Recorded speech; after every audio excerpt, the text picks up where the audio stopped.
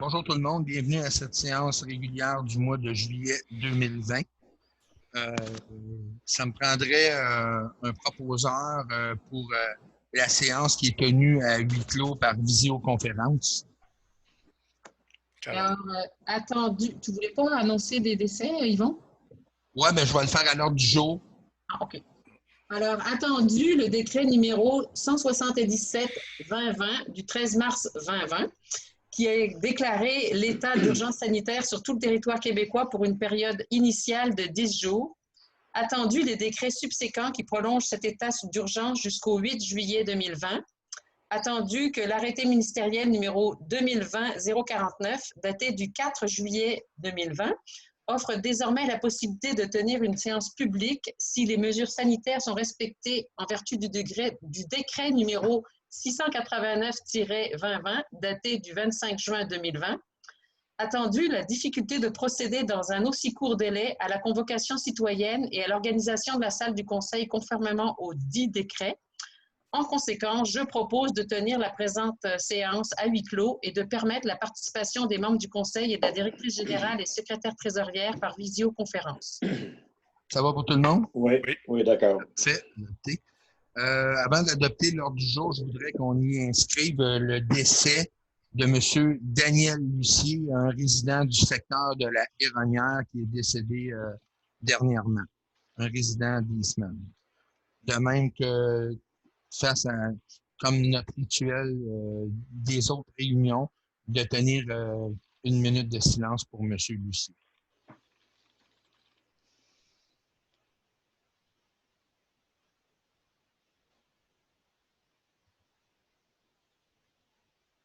Merci beaucoup. Au lieu d'une minute, je voudrais dire un moment de silence. Ça me prendrait un proposeur pour l'ordre du jour avec l'ajout que je viens de faire. Je peux proposer. Je propose d'adopter l'ordre du jour de la séance ordinaire du 6 juillet 2020 en y apportant la modification suivante. L'ajout du point 8.2, fermeture préventive du chemin d'Orford-sur-le-Lac en raison de l'état du pont de chemin de fer du CP. Ça va pour tous? D'accord. Parfait. Adoption des procès-verbaux du mois de juin 2020.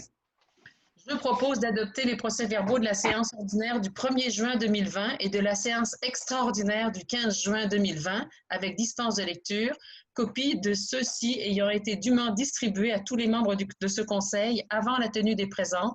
Tous s'en déclarent satisfaits et renoncent à leur lecture. Ça va pour tous? Parfait. Oui. Dépôt du rapport de correspondance. Je dépose le rapport de correspondance reçu entre le 25 mai et le 26 juin 2020. La correspondance et le dit rapport peuvent être consultés au bureau municipal pendant les heures régulières d'ouverture. Merci, Anne. Dépôt du rapport de délégation des compétences sur réquisition. Le maire confirme le dépôt des rapports mensuels des autorisations de dépenses des fonctionnaires municipaux autorisés par voie de délégation de compétences du pouvoir de dépenser. De même que dépôt de la liste des déboursés au 30 juin 2020. La directrice générale et secrétaire trésorière déposent la liste des déboursés. Ouais, vas-y, Anne. Oui, monsieur le maire. Il faut que tu prennes la parole. Je vais déposer la liste des déboursés réalisés du 1er au 30 juin 2020 pour un montant totalisant 265 362,35. Ces déboursés ont été faits conformément au règlement numéro 2019-11 concernant les règles de contrôle et de suivi budgétaire. Merci, Mme la directrice générale. On est rendu au rapport du maire sur les faits saillants du rapport financier 2019 déposé au conseil municipal à la séance du 6 juillet 2020. Chers concitoyennes et chers concitoyens, membres du conseil municipal, conformément à l'article 176.2.2 du Code municipal, je vous présente le rapport du maire sur les faits saillants du rapport financier et du rapport du vérificateur externe de la municipalité. Fait saillant du rapport financier 2019. Le conseil municipal adoptait à la séance régulière du 1er juin 2020 le rapport financier au 31 décembre 2019. L'état des activités financières pour l'exercice du 1er janvier au 31 décembre 2019 se détaille comme suit. Revenu de fonctionnement, 4 738 199. Avec charge avant amortissement de 4 100 590 pour un net de 637 609. Remboursement de la dette à long terme, 157 662.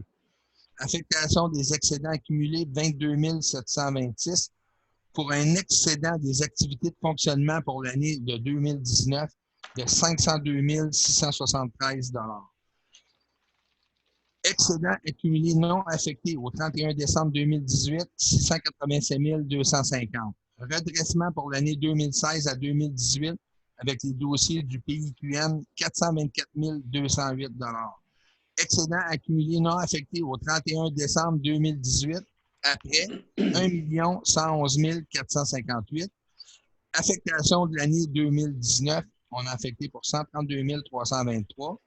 Et excédent des activités de fonctionnaire pour l'année 2019 de 502 673 pour un total de surplus non affecté de 1 481 808 Les états financiers consolidés ont été vérifiés par la firme Raymond Chabot Grant Thornton et représentent l'état véritable et exact de la situation financière de la municipalité au 31 décembre 2019 ainsi que les recettes et les dépenses pour l'exercice clos à cette date.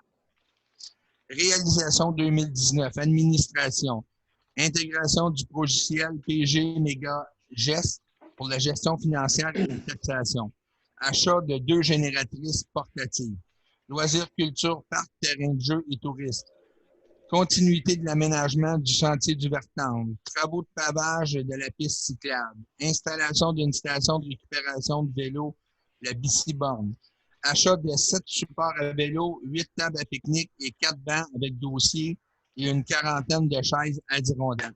Sécurité publique, achat d'une pince de désincarcération pour les interventions, achat d'une caméra thermique, achat d'une remorque fermée pour le service des incendies. Travaux publics. Outre les travaux réguliers d'entretien, la municipalité a poursuivi ses travaux majeurs de pavage. Travaux de surfaçage sur le chemin Diligence Ouest, rechargement de divers chemins, remplacement des ponceaux et rechargement du chemin Mont-Bon-Plaisir, creusage des fossés et changement de plusieurs ponceaux, notamment sur les chemins Cartoon, des diligences, de l'amitié et des peupliers, achat d'une gratte et de fourches pour la rétrocaveuse, achat et installation de 2 panneaux d'affichage de vitesse amovibles, les PAVA, hygiène du milieu et environnement, travaux de gestion des eaux dans les sous-bassins versants du ruisseau de la Feuillade, achat et installation de 5 unités de recyclage, finalisation de la réfection du barrage Offord et travaux de relocalisation d'une portion de la conduite d'eau potable sur la route 112. Aménagement urbanisme, rénovation de l'ancien presbytère pour y relocaliser la coop de santé et la municipalisation des rues du domaine de Villebois. C'est ce qui termine le rapport du maire. On est maintenant rendu à l'affectation de l'excédent affecté pour l'aqueduc. Attendu que pour l'année 2019, les revenus pour le service d'aqueduc totalisent 122 504,79 et les dépenses 111 494,13 pour un surplus de 11 010,66 En conséquence, je propose d'affecter un montant de 11 010,66 de l'excédent accumulé non affecté à l'excédent affecté aqueduc représentant le surplus de l'année 2019. Ça va pour tout le monde? Oui. Très bien. 5.5, affectation à l'excédent accumulé non affecté de l'excédent affecté pour l'égout. Attendu que pour l'année 2019, les revenus pour le service d'égout totalisant 48 425,23 et les dépenses de 48 904,50 pour un déficit de 479,26 En conséquence, je propose de déduire un montant de 479,26 de l'excédent affecté égout représentant le déficit de l'année 2019 et l'affecter à l'excédent accumulé non affecté. Ça va pour tous? Oui. Parfait. 5.9, affectation de l'excédent accumulé non affecté de l'excédent affecté en loisirs intermunicipal.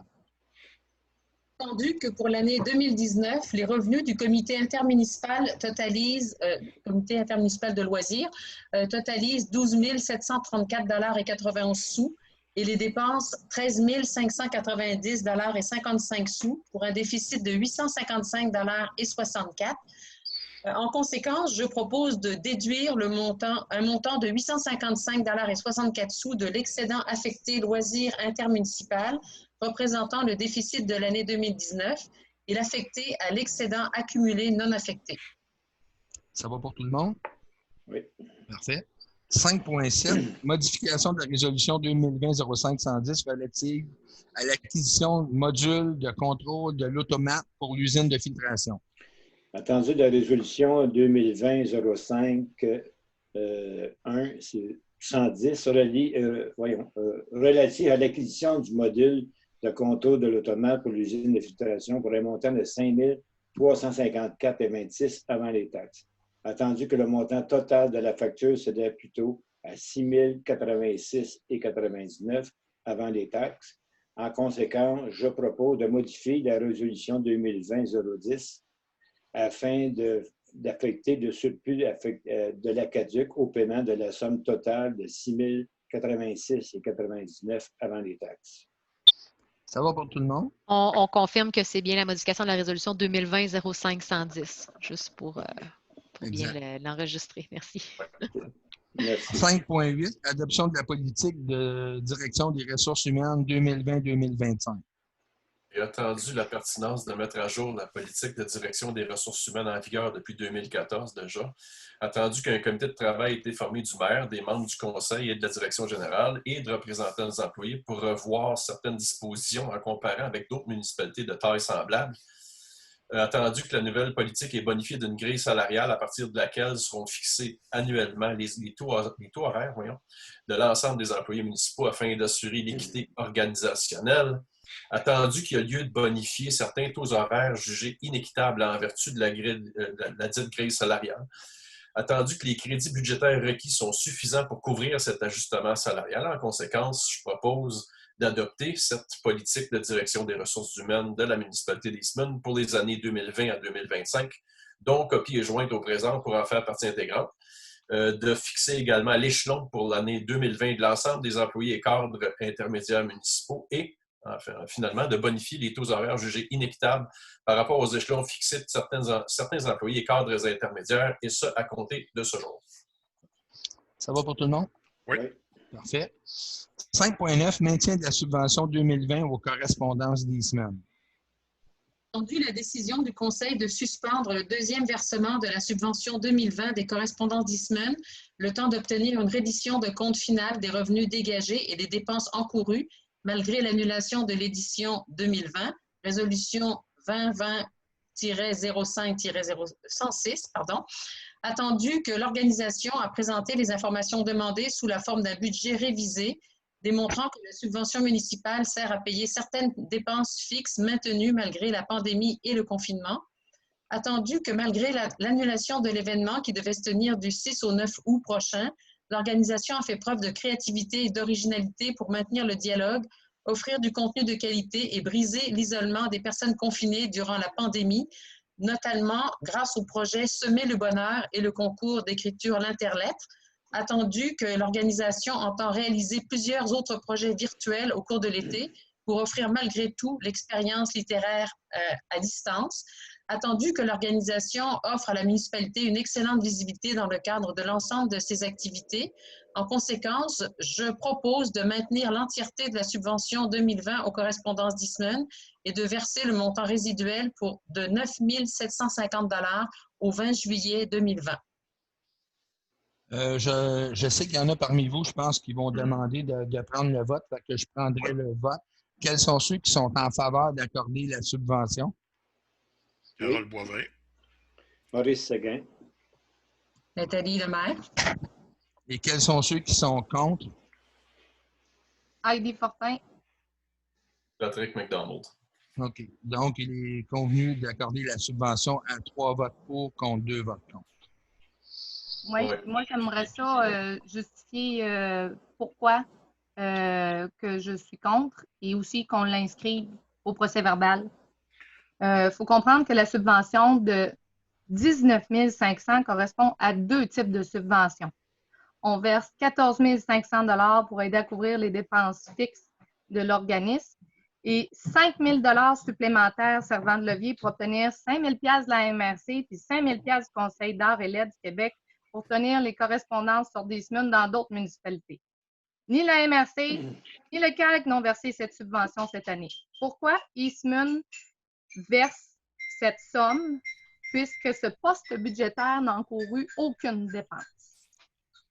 Pour finir, la Ville de Sherbrooke a versé 80 % du montant prévu aux organismes d'événements culturels. Comparativement à Eastman, notre contribution au budget de financement des correspondances, on subventionne à 133 % leurs activités. C'est un non-sens à mes yeux. J'aimerais également inscrire, si tu as fini, Ali? Oui. Ouais. J'aimerais également ajouter là-dessus, je suis d'accord avec tout ce que ma collègue conseillère a énoncé. J'aimerais également souligner le fait que les correspondances d'Eastman à 14 500 plus 5 000, donc 19 500 d'enveloppe totale, reçoivent autant, sinon plus, que tous les autres organismes qu'on supporte à Eastman. Ce qui est déjà un appui considérable. On parle de 100 000 $ sur 5 ans, ce n'est pas rien. Cette année, on a une demande de subvention qui ne sera pas faite. Donc, le levier de 5 000 $ pour ça, comme Heidi l'a énoncé, ça n'a pas sa raison d'être. Par ailleurs, on avait déjà donné quelques 10 000 $, 9 750 à l'organisme. Pour un événement qui n'aura pas lieu, puis pour des correspondances qui ne sortiront pas d'Eastman, ce qu'ils vont faire cette année, c'est louable, c'est des bonnes initiatives, c'est tout bien correct. C'est juste qu'on n'aura même pas la moitié du rayonnement pour le village d'Eastman qu'occasionnent normalement les correspondances. En leur donnant la moitié du financement pour avoir même pas la moitié de ce qu'on peut s'attendre à avoir comme retour sur notre argent, comme visibilité, je trouve que c'était déjà pas mal bien. Puis de mettre le montant total, on se rend au même niveau que le gouvernement du Québec, le gouvernement du Canada, qui ont des programmes en place pour appuyer les différents acteurs du milieu culturel à cause de la pandémie qui a eu lieu. On se trouve à Eastman à 133 % à dépasser ce que font le fédéral et le provincial. Je trouve que c'est trop. C'est pas correct de dépenser comme ça l'argent des contribuables. C'est mon point de vue. Merci, M. McDonald. J'aimerais rajouter une petite précision aussi concernant les programmes qui vont avoir lieu cet été. Semer le bonheur, c'est un programme qui permet aux jeunes d'écrire à des personnes en CHSLD. Ça passe par les correspondances. Donc, les jeunes envoient leurs lettres aux correspondances qui les fait parvenir dans des CHSLD pour des personnes isolées. Et le concours d'écriture, l'Interlettre, c'est un concours qui a lieu tous les ans pendant les correspondances et qui a été maintenu cette année. La date limite d'inscription, c'est le 28 juillet. C'est gratuit cette année. D'habitude, il faut payer pour participer. Et il va y avoir un jury quand même assez prestigieux avec, entre autres, Marc Séguin, Arlette Couture, Véronique Grenier et je ne me souviens plus de la 4e personne. Mais en tout cas, c'est vraiment... et puis, il va y avoir aussi d'autres événements qui vont avoir lieu en collaboration avec le Petit Bonheur de Saint-Camille qui vont s'échelonner à tous les mois cet automne, à la fin de l'été et pendant tout l'automne. Donc, puis il va y avoir d'autres choses qui vont s'ajouter en cours de route aussi. Donc, voilà, c'est ce que je voulais ajouter comme précision. Merci, Mme le maire. En 5.10, avis de motion et présentation du règlement 2020-01B modifiant le règlement de taxation 2020-01. Je donne avis de motion à l'effet qu'à une prochaine séance sera soumis pour adoption le règlement numéro 2020-01-B modifiant le règlement de taxation numéro 2020-01. Ce règlement vient ajouter l'article 28-A au règlement de taxation 2020-01 de manière à fixer les tarifs, toutes taxes comprises, pour l'utilisation de la station de lavage des embarcations nautiques à 10 $ pour une embarcation motorisée et 5 $ pour une embarcation non motorisée. Une dispense de lecture du dit règlement est demandée afin d'alléger la procédure d'adoption. Une copie du dit projet de règlement est remise aux membres du Conseil, le tout conformément à la loi. Une copie sera également disponible pour consultation à l'Hôtel de Ville suite à son adoption et déposée sur le site Web de la municipalité par la même occasion. Des copies seront mises à la disposition du public à la salle du conseil dès le début de la séance, au cours de laquelle son adoption sera prévue. Parfait. 5.11, demande de crédit de taxe en raison de la COVID-19. Attendu que le confinement imposé pour contrer la pandémie de COVID-19 touche l'ensemble de la société civile et engendre des conséquences importantes pour de nombreuses personnes ainsi que pour plusieurs secteurs d'activité économique, dont la restauration, le commerce de détail, le tourisme, les entreprises de services et de proximité, etc. Attendu que malgré le confinement, la municipalité d'Eastman a maintenu tous ses employés au travail pour assurer la même de services aux citoyens, notamment le traitement des eaux potables et usées, cueillette de matières résiduelles, l'entretien des chemins, des parcs, des espaces verts, l'émission des permis, la diffusion du bulletin municipal, l'organisation de camps de jour, etc. Bref, l'ensemble ou presque la quasi-totalité de l'ensemble des activités municipales. Sans oublier la gestion de crise sanitaire au niveau municipal, c'est pas un détail. Attendu que les municipalités ont l'obligation de maintenir l'équilibre budgétaire d'année en année, tout déficit étant interdit par la loi. Attendu que la municipalité d'Eastman estime avoir fait sa part en adoptant des mesures d'atténuation à la hauteur de ses capacités, dont l'annulation des intérêts sur les comptes de taxes impayés. Ça, c'était la résolution 2020-04-79. Il y avait aussi la tolérance de vente et de consommation de boissons alcoolisées en dehors des aires habituelles de restauration. Ça, c'est une résolution plus récente, 2020-06-138. Il y avait également le maintien des subventions aux organismes locaux malgré la suspension de leurs activités respectives et autres mesures appliquées au niveau administratif, comme on vient de le voir, là, 2 résolutions. Attendu que la municipalité ne peut répondre favorablement à la demande d'un restaurateur de se voir offrir un crédit de taxe en raison de la fermeture forcée de son établissement durant la pandémie, puisqu'une telle décision viendrait non seulement à déséquilibrer les finances municipales, mais créerait aussi une situation inéquitable pour tous les autres secteurs d'activité économique également affectés par les fermetures. On parle notamment des gîtes, des autres entreprises touristiques, des cliniques, entreprises de soins, commerce de détail, et ainsi de suite.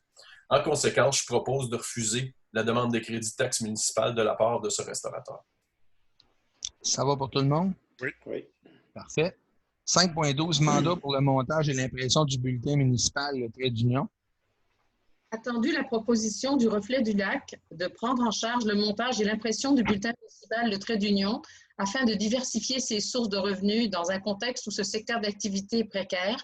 Attendu le peu de différence entre la dite proposition et les coûts annuels de production interne, sans compter la bonification du résultat final grâce à l'apport d'un infographiste professionnel. Attendu que les crédits budgétaires requis ont été prévus au budget de l'année 2020. En conséquence, je propose d'accorder le mandat de montage et d'impression du trait d'union au journal Le Reflet du Lac, selon la proposition faite au Conseil de le produire dans le même format qu'actuellement et de s'assurer que toutes les productions graphiques et droits appartiennent à la municipalité. Je vais juste ajouter aussi qu'on a encore quand même une version électronique du trait d'union qui va être mise en ligne cette semaine, je pense que demain ou après-demain. Donc, il va y avoir une alerte qui va être envoyée pour ceux qui reçoivent les alertes. Et vous pouvez aller lire le trait d'union donc sur le site web de la municipalité dans le courant de la semaine. Parfait. En 6.1, autorisation de l'ouverture du marché public d'Eastman, c'est une ouverture rétroactive. Attendu qu'à des fins d'assurance, le marché public d'Eastman nécessite l'autorisation de la municipalité et la confirmation d'adhésion au programme d'assurance de l'UMQ pour les OSBL pour son ouverture de 2020. En conséquence, je propose de confirmer l'adhésion du marché public d'Eastman au programme d'assurance de l'UMQ pour les OSBL, les organismes sans but lucratif, et d'autoriser l'ouverture du marché public d'Eastman rétroactivement au 20 juin 2020, et ce, pour toute la durée de sa saison 2020, qui devrait se rendre jusqu'au 20-22 octobre. Ça va pour tout le monde? Oui. Parfait. Demande de participation à un projet d'implantation d'un jardin communautaire. Madame le maire. Alors, c'est à moi, excusez. À la demande de participation pour un projet d'implantation d'un jardin communautaire à Eastman, reçu à la fin du mois de mai dernier, attendu que le Conseil est intéressé par un tel projet et souhaite poursuivre sa réflexion pour déterminer la nature et l'ampleur de son implication pour les années à venir. En conséquence, je propose de mandater la conseillère Heidi Fortin à poursuivre les pourparlers avec les demandeurs afin d'étudier le projet de jardin communautaire sur le territoire et l'implication requise de la municipalité, et ce, en prévision d'une implantation au printemps 2021. La demande avait été faite au départ pour être implantée cet été, mais là, on a trouvé que c'était un petit peu serré dans le temps, donc on préfère réfléchir à ça pour que ça se fasse l'année prochaine. Ça va pour tout le monde? Oui. Parfait. Mandat d'impartition en loisirs et développement touristique. Attendu l'absence pour une durée indéterminée de la titulaire du poste d'agent en loisirs et développement touristique, attendu qu'il est souhaitable de mandater à court terme une personne en mesure de prendre la relève et d'assurer la prestation de services requise. En conséquence, je propose d'autoriser la directrice générale et secrétaire trésorière à signer pour et au nom de la municipalité un contrat visant l'impartition du poste d'agent en loisirs et développement touristique jusqu'au retour de la titulaire. Ça va pour tous? Oui.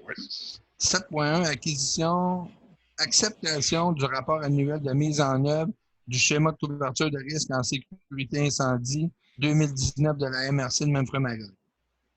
Attendu que la MRC de Memphremagog dispose d'un schéma de couverture de risque en sécurité incendie en vigueur pour son territoire depuis le 3 avril 2008, puis modifié le 1er septembre 2013, attendu que l'article 35 de la loi sur la sécurité incendie stipule que toute autorité locale ou régionale et toute régie intermunicipale chargée de l'application de mesures prévues à un schéma de couverture de risque doit être adopté par résolution et transmettre au ministre dans les 3 mois de la fin de leur année financière un rapport d'activité pour l'exercice précédent et leur projet pour la nouvelle année en matière de sécurité incendie.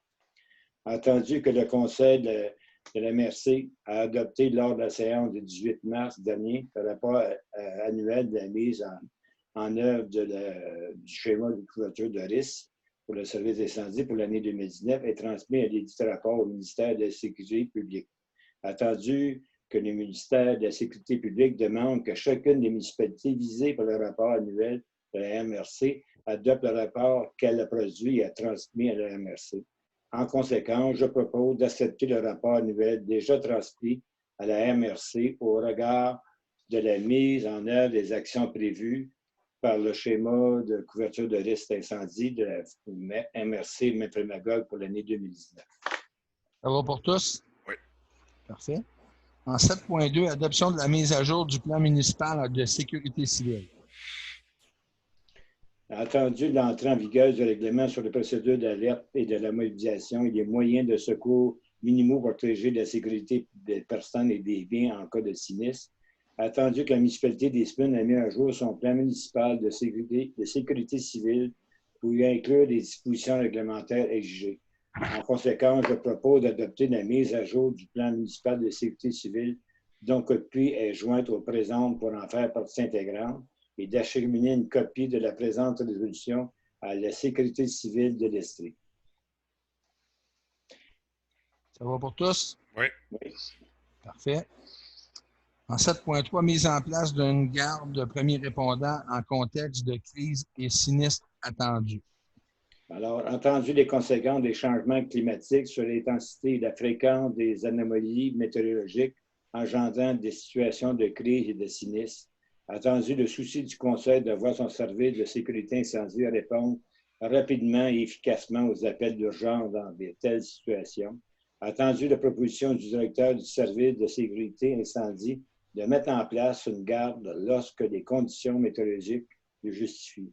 En conséquence, je propose d'autoriser le directeur du service sécurité incendie à réunir une garde composée d'au moins 5 pompiers et un officier de garde à la caserne incendie à chaque fois que les conditions météorologiques le justifient et d'accorder le traitement salarial équivalent aux interventions des pompiers durant cette période de garde. Ça va pour tout le monde? Oui. 7.4, achat d'appareils respiratoires. Attendu des études, en tout cas des appareils respiratoires du service de sécurité incendie, attendu que les crédits budgétaires requis ont été prévus au programme triennal d'immobilisation des années 2020 à 2022. En conséquence, je propose d'autoriser l'achat de 8 appareils respiratoires pour un montant de 80 950 $ afin d'affecter le surplus libre au paiement des sommes requises et démobiliser la dépense conformément à la politique de capitalisation de la municipalité. Ça va pour tous? Oui. Mandat de préparation d'un devis pour l'achat d'un camion incendie pour l'année 2022. Alors, entendu que le schéma de couverture de risque en sécurité incendie exige d'avoir une force de frappe dans les 15 minutes de 15 000 litres d'eau, attendu avec les 3 camions de service de sécurité incendie, il était possible de respecter ces exigences car un de ceux qui dépasse la date de vie normalement d'un camion d'incendie.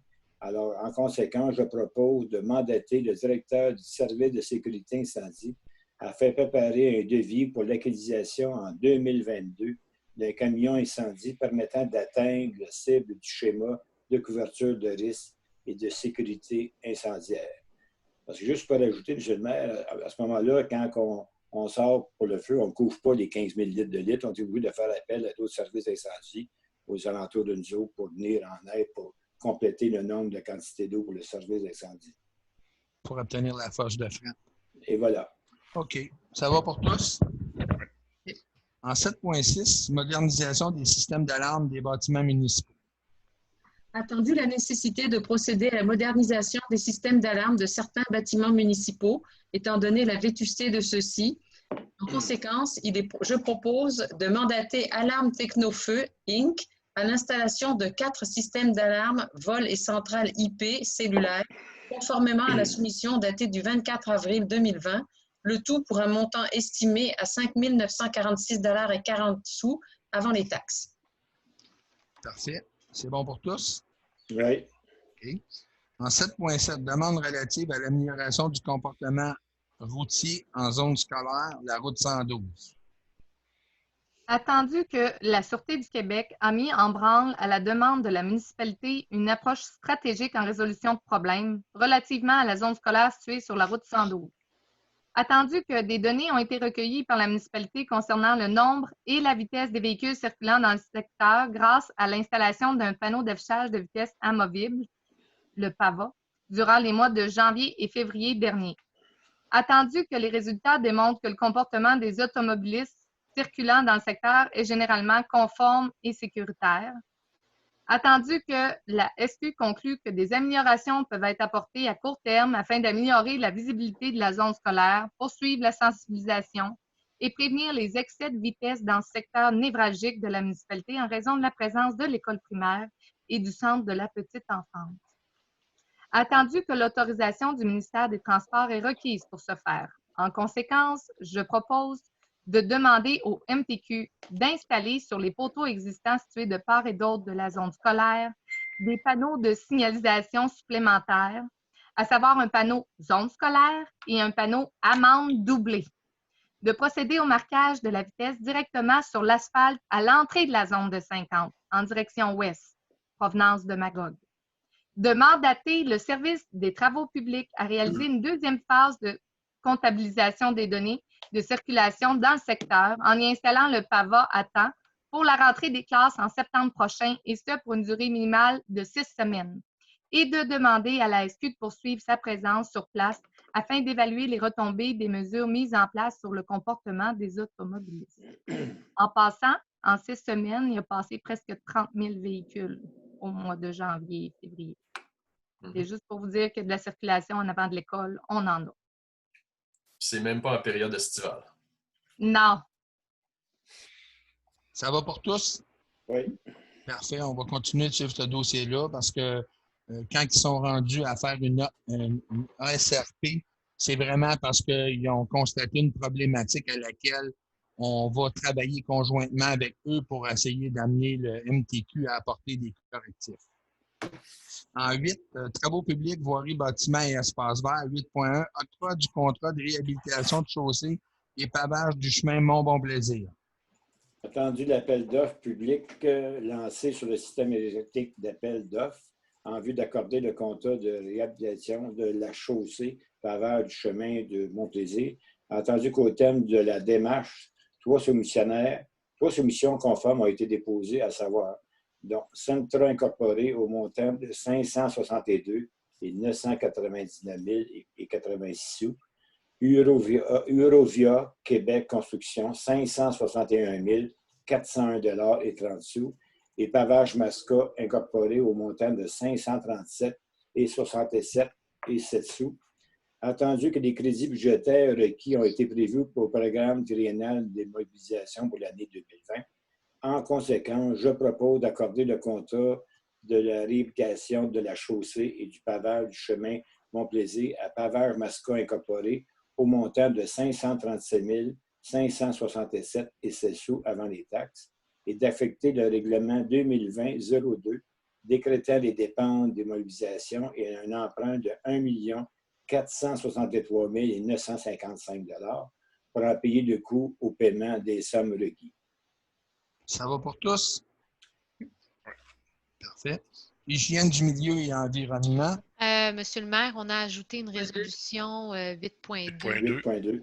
La fermeture préventive du chemin d'Offord sur le lac en raison de l'état du pont de chemin de fer du CP. Exact. Monsieur Séguin. Entendu l'état de certaines planches du pont de bois situé sur le chemin d'Offord sur le lac et appartenant à la compagnie de chemin de fer canadien Pacifique, CP entre parenthèses, attendu que le Conseil est soucieux d'assurer la sécurité des usagers, le temps que le CP procède aux travaux de réfection requis. En conséquence, je propose de décréter la fermeture préventive du chemin d'Offord sur le lac de part et d'autre du pont d'appartenance au CP, d'exiger au CP de procéder dans les plus brefs délais aux travaux de réfection requis et d'acheminer copie de la présente résolution à la députée de Brome-Missisquoi, Mme Lynn Bessette, afin qu'elle assure le suivi diligent de la requête du Conseil auprès de la compagnie ferroviaire canadienne. Parfait. J'ajouterais copie conforme à Transport Canada aussi. Ça va pour tout le monde? Oui. Parfait. En 9.1, avis de motion et présentation du règlement 2020-08 relatif à l'obligation de lavage des embarcations nautiques à une station municipale. Je donne avis de motion à l'effet qu'à une prochaine séance sera soumis pour adoption le règlement numéro 2020-08 relatif à l'obligation de lavage des embarcations nautiques à une station municipale. Ce règlement a pour but de rendre obligatoire le nettoyage de toute embarcation à une station de lavage municipale afin de prévenir l'envahissement des plans d'eau de la municipalité par des espèces exotiques envahissantes telles que le myriophile haipi et d'assurer la sécurité publique ainsi que la qualité de l'eau et de l'environnement de manière durable. Une dispense de lecture du dit règlement est demandée afin d'alléger la procédure d'adoption. Une copie du dit projet de règlement est remise aux membres du Conseil, le tout conformément à la loi. Une copie sera également disponible pour consultation à l'Hôtel de Ville suite à son adoption et déposée sur le site Web de la municipalité par la même occasion. Des copies seront mises à la disposition du public à la salle du Conseil dès le début de la séance au cours de laquelle son adoption sera prévue. Merci, Mme Fortin. En 9.2, démantèlement ou travaux de réparation d'un pont enjambant un ruisseau sur le lot 4 380 564. Oui, attendu que la gestion des cours d'eau est sous la juridiction de la municipalité qui doit veiller au libre écoulement des eaux et à la réduction des risques d'inondation et d'impact sur l'ensemble de son territoire. Attendu l'état de vétusté d'un pont enjambant un ruisseau sur le lot 4 380 564, dont le propriétaire qui a la garde a été interpellé par le service d'inspection afin qu'il procède au démantèlement ou à la réparation d'une infrastructure pour réduire les risques de rupture. Attendu le refus d'obtempérer du propriétaire, en conséquence, je réitère la demande au propriétaire du pont situé sur le lieu 4 380 564 de procéder au démantèlement ou à la réparation du pont, et ça au plus tard le 31 juillet 2020, et à défaut de se conformer, de mandater les conseillers juridiques Cain Lamarre afin de déposer une demande d'injection afin d'obtenir du tribunal l'obligation du propriétaire de réaliser les travaux requis ou l'autorisation pour la municipalité de procéder par elle-même aux frais du propriétaire. Ça va pour tout le monde? Oui. Parfait. 9.3, mandat de service professionnel pour la mise à jour du plan d'intervention des infrastructures pour la TEC 2019-2023. Entendu qu'il y a eu lieu de mettre à jour le plan d'intervention pour le renouvellement des conduites d'eau potable, d'égouts et des chaussées conformément aux dispositions du programme TEC 2019-2023, attendu que ces honoraires professionnels sont admissibles à la subvention de la TEC. En conséquence, je propose d'accorder le mandat de service professionnel pour la mise à jour du plan d'intervention des infrastructures pour la TEC 2019-2023 à la firme EXP, conformément à l'offre du service 990072-624 PP daté du 29 juin dernier, le taux pour une valeur estimée à 6 000 $ avant les taxes. Ça va pour tout le monde? Oui. Okay. En 10.1, c'est le dépôt de la liste des permis de construction émis en juin 2020. 10.2, demande de permis dans le cadre des plans d'implantation et d'intégration architecturale PIIA. Attendu que le comité consultatif d'urbanisme, le CCU, a pris connaissance des demandes d'approbation au règlement de PIIA lors de son assemblée du 17 juin dernier, attendu que les demandes doivent respecter les critères et objectifs du règlement municipal 2002-14 et ses amendements concernant les PIIA. En conséquence, je propose d'accepter, conformément aux résolutions adoptées par le CCU et jointes au présent pour en faire partie intégrante, les demandes d'approbation au règlement PIIA suivantes. Il y en a toute une liste. Donc, la construction d'une résidence familiale sur le lot 6 338 135 au 10 chemin du Sommet. La rénovation d'une résidence unifamiliale, ça a trait au revêtement, sur le lot 3 051 760, ça c'est au 32 chemin des Aublats. La construction d'un bâtiment accessoire sur le lot 2 238 150 au 17 rue des Plaines. La construction d'un bâtiment accessoire sur le lot 3 397 364 au 805 chemin des Diligences.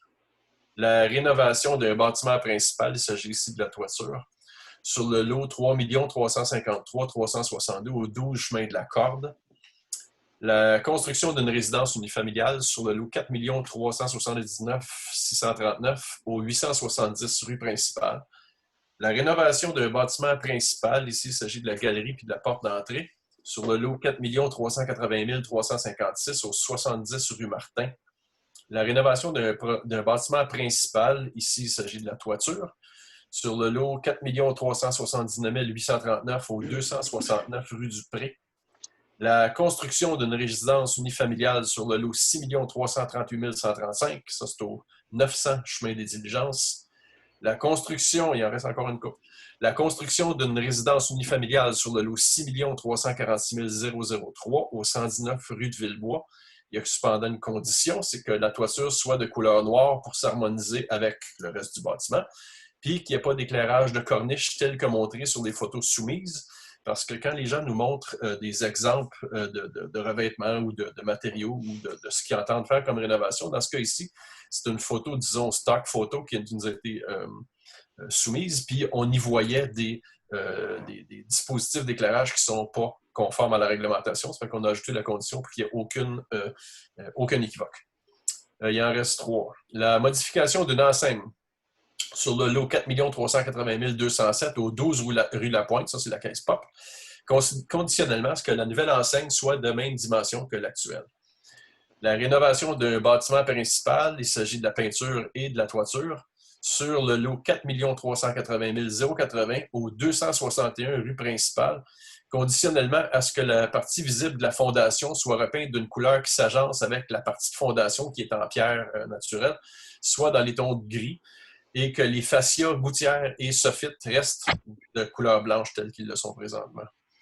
Puis en tout dernier, je n'ai pas la version ajournée, mais je vais l'improviser, le prolongement du chemin des étoiles tel que proposé au plan de projet de lotissement, minute 942, daté du 27 mai 2020, avec un T de virage suivant la recommandation du CCU. Voilà.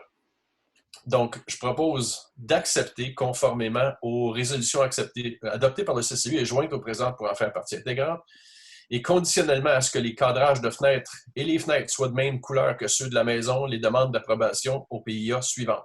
Il y en a encore une liste, puis ici, c'est tout un petit peu le même type de conditions. C'est qu'on demande aux gens de nous fournir un paquet de détails concernant les rénovations, les modifications qu'ils font à leur bâtiment.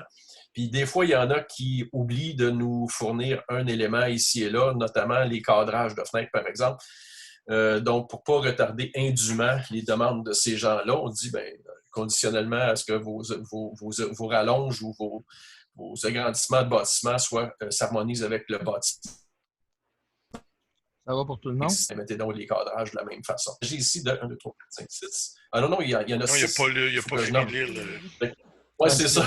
J'ai juste expliqué de quoi ça retourne, mais il y en a 6 qui tombent sous cette condition-là, c'est-à-dire un bâtiment accessoire au lot 4 482 502 au 55 rue des Cervidés. La reconstruction d'une remise sur le lot 3 051 794 au 34 chemin des Aublats. La construction d'un bâtiment accessoire sur le lot 4 450 530 au 51 chemin rue Meunier. L'agrandissement d'une résidence unifamiliale sur le lot 2 240 038, ça c'est au 426B, chemin George Bonnelly. La construction d'un bâtiment accessoire sur le lot 4 398 927 au 38 chemin de l'Horizon. Et en dernier, la construction d'un bâtiment accessoire sur le lot 5 202 436, situé au 60 rue de Villebois. Ça va pour tout le monde? Oui. Parfait. 10.3, demande de dérogation mineure relative à un empiètement dans la bande riveraine au 76, chemin de la Traverse, lot 4 380 005. Attendu la demande de dérogation mineure concernant l'implantation d'un poteau de service d'Hydro-Québec dans la bande riveraine au 76 chemin de la Traverse, attendu que le dit poteau a été installé à 9,2 mètres de la ligne des hautes eaux, soit à 0,8 mètres de la limite de la bande riveraine, donc un empiètement, attendu que les travaux ont été effectués de bonne foi par un tiers et que la dérogation ne porte pas atteinte aux droits de propriété des propriétés voisines, attendu que le comité consultatif d'urbanisme formule une recommandation favorable en regard de ce dossier. En conséquence, je propose de faire droit à la demande de dérogation mineure relative à l'implantation d'un poteau de service d'Hydro-Québec à 9,2 mètres de la ligne des Hautes-Eaux au 76 chemin de la Traverse. En fait, si on avait forcé l'installation ou le déplacement de 9,2 mètres à 10 mètres, là, on aurait probablement créé des problèmes d'écoulement et de ruissellement d'eau pleine de boue, probablement. Donc, pour éviter des problèmes d'environnement, on préfère faire droit à cette demande. Oui, en fait, juste un complément d'information, c'est que ça a été installé, ce poteau-là, pas mal à la limite, mais à l'intérieur de la bande riveraine qui sert à protéger les cours d'eau. Puis le fait, ce qui implique qu'il y a des camions puis de la machinerie qui ont été joués, entre guillemets, dans une petite portion de la bande riveraine. Si on force l'enlèvement du poteau-là, on recommence à jouer à nouveau dans la bande riveraine, ce qui n'est absolument pas acceptable du point de vue environnemental. Donc, de 2 mots, on choisit le moindre, puis on a choisi de laisser le poteau là. Maintenant que ce qui est fait, on ne retouche plus à la bande riveraine. C'est dans le meilleur intérêt de tout le monde. Parfait. Ça va pour tout le monde? Parfait. Avis de motion et présentation du règlement 2020-07 modifiant le règlement 2002-02 portant sur la constitution d'un comité consultatif d'urbanisme, le CCU et ses amendements. Je donne avis de motion à l'effet qu'à une prochaine séance sera soumis pour adoption le règlement numéro 2020-07 modifiant le règlement 2002-02 portant sur la constitution d'un comité consultatif d'urbanisme CCU et ses amendements. Ce règlement a pour but de modifier la constitution du comité consultatif d'urbanisme, de manière à passer de 9 à 7 commissaires membres. Une dispense de lecture du dit règlement est demandée afin d'alléger la procédure d'adoption. Une copie du dit projet de règlement est soumise aux membres du Conseil, le tout conformément à la loi.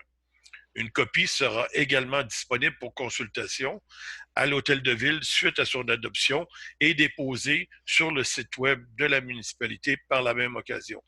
Des copies seront remises à la disposition du public à la salle du Conseil dès le début de la séance au cours de laquelle son adoption sera prévue.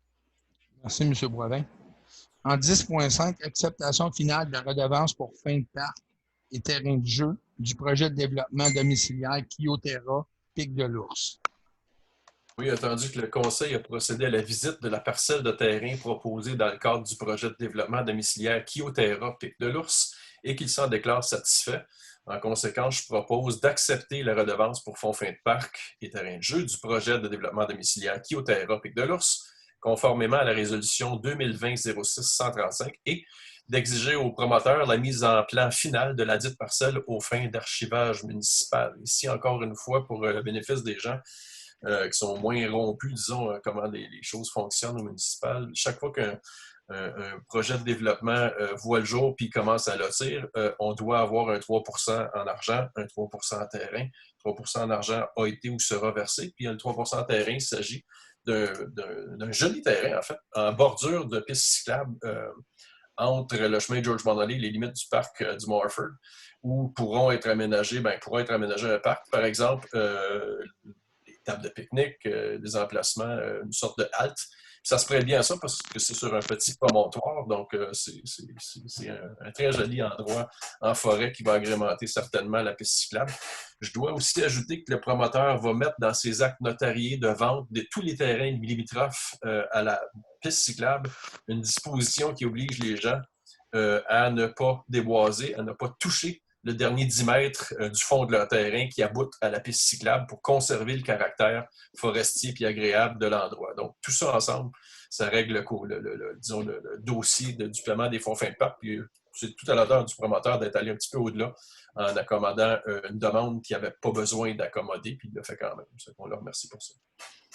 Merci, M. McDonald. Juste ajouter que dans les terrains qui sont fournis, en plus du terrain qui pourrait servir de terrain parc, il va nous donner aussi toute la piste cyclable qui n'était pas encore propriété municipale, ainsi que le terrain qui sert de stationnement pour l'instant sur le chemin Bonali à côté à la piste cyclable. Donc, ces terrains-là vont nous être remis dans ce projet-là pour la redevance de fonds pour fin de parc et terrain de jeu. C'est bon de le mentionner parce que c'est quand même une partie du dossier qui n'avait jamais été réglée et qui était conditionnelle à un éventuel développement. OK. Tout le monde est d'accord? Oui. Fait. On est maintenant rendu à Varia. Est-ce qu'il y en a qui avaient des choses? Je vais avoir un Varia à mentionner après Mme le maire. OK. Moi, je voulais vous présenter, je vais faire ça vite parce qu'on a passé beaucoup de temps déjà, le rapport annuel du réseau Biblio. D'habitude, au mois de fin mai, début juin, on a l'Assemblée générale du réseau Biblio-Estrie. Cette année, à cause de la COVID, l'Assemblée générale n'a pas eu lieu. Alors, elle n'aura pas eu lieu du tout de l'année. Mais les administrateurs ont été reconduits pour une année au complet, là, comme ils étaient tous d'accord. Ça m'inclut moi-même, qui a été reconduite comme vice-présidente du réseau Biblio, d'ailleurs.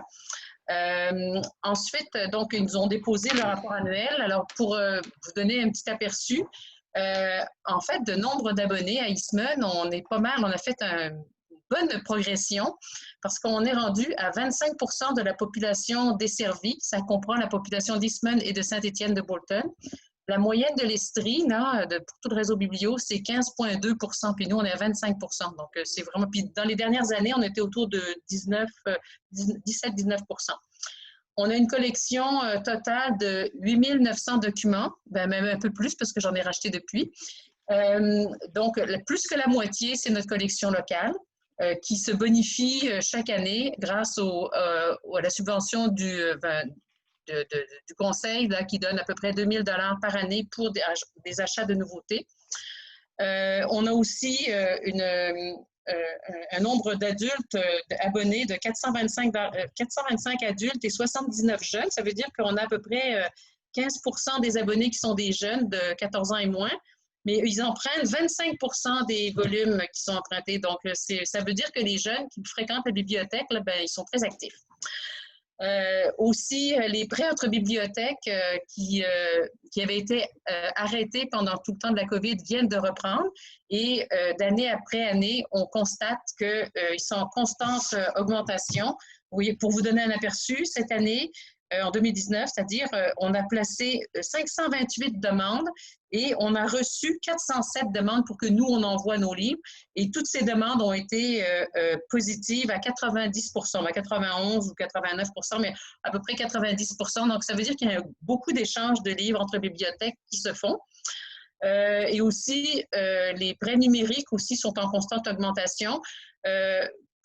Par hasard, en 2019, le réseau Biblio avait implanté la possibilité de s'abonner en ligne à la bibliothèque, ce qui a été très efficace et très utile pendant le temps de la COVID parce que là, ça a été vraiment, il y a eu plusieurs abonnements qui ont eu lieu. Et puis, je vais finir en vous annonçant la bonne nouvelle de la soirée. La bibliothèque va pouvoir ouvrir ses portes à tous ses abonnés à partir de samedi prochain, le 11 juillet. Alors, il va y avoir quelques petites mesures un peu habituelles. On commence à être habitué un peu partout, là. Donc, recommander de porter un masque, une distanciation de 2 mètres entre chaque personne. Et on va avoir un maximum de 5 familles qui vont pouvoir rentrer en même temps dans la bibliothèque. Et on va avoir des bénévoles qui vont être là pour vous expliquer tout ça en détail. Et on a bien hâte de vous revoir tous. Merci. Merci, Mme la maire. Est-ce qu'il y en a d'autres qui ont des choses à rajouter? Oui, bien en fait, moi, je voulais simplement vous informer, en tant que présidente d'élection, du décret du 26 juin dernier de la ministre des Affaires municipales, qui a eu pour effet de reporter la date de toute élection partielle au moins jusqu'au 7 août prochain. Ce qui veut dire que je ne serai pas autorisée à diffuser notre avis d'élection partielle avant cette date-là. En parallèle, le ministère continue à travailler, à réfléchir sur les mesures qui vont être imposées au niveau des élections partielles. Donc, en ce moment, notre siège ne peut toujours pas être comblé jusqu'au 7 août prochain. Merci. Est-ce qu'on avait reçu des demandes de questions par rapport à l'Assemblée de ce soir, Mme Turcotte? Aucune question. Aucune demande de questions par rapport à l'ordre du jour? Peut-être signaler que la prochaine rencontre, la prochaine assemblée va avoir lieu en personne. Probablement au club La Missisquoise.